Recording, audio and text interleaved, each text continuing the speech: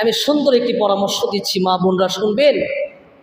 কোনো শাশুড়ি যদি পুত্রবধূকে নিজের মেয়ের মতো মনে না করতে পারে, মনে রাখবেন এই সংসারে কখনো শান্তি ফিরে আসবে না। আপনার নিজের মেয়ে যখন অসুস্থ হয়, আপনি তার প্রতি যত্নবান হন, তার দেখাশোনা করেন।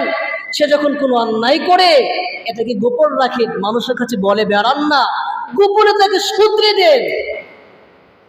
কিন্তু যখন পুত্রবধূ কোনো অন্যায় করে আর মানুষের কাছে বলে বেড়ান, আপনি এই মেয়েটাকে, পুত্রবধূকে আপনার নিজের মেয়ের মতো মনে করতে হবে।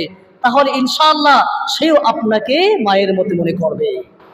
এবং যারা পুত্রবধূ আছেন, শুনেন কান পেতে, আপনারও শাশুড়ি যখন আপনাকে কোনো কাজের জন্য, কোনো অন্যায়ের জন্য শাসন করবে, আপনি এটাকে নিজের জন্য গর্ব মনে করবেন। যদি আপনি আপনার শাশুড়ির শাসনটাকে নিজের জীবনের পাথেও মনে করতে পারেন, আপনার জীবনের সরঞ্জাম মনে করতে পারেন, তাহলে ইনশাআল্লাহ এই ফ্যামিলিতে ঝগড়া আসবে না।